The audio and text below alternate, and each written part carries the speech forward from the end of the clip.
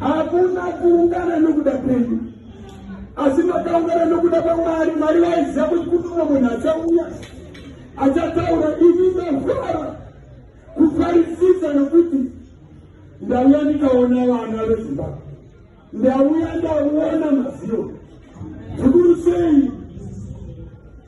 Ndanyanyofara nechinhu chokuti muri kutyitidzirwa kuti kana mapemiti akapera emaguta wamuno ine zvakatikomba rinenge makandituvira here kuri kuti ndinosimbisana nazvona kuti aiwa musatya. As long as tiri pana Mwari, as long as tiri maziyo, hakuna matiro edu.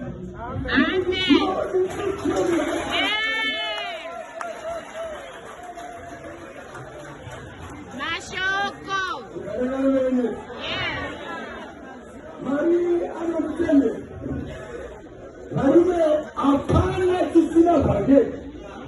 Hapana vanhu vanobuda munyika maanenge vapinda nokuda kwaMwari. Mwari kana akuda kuti mumune munobuda, vaisraeri vanotengesa zvose, vaisraeri vanofana kugara munyika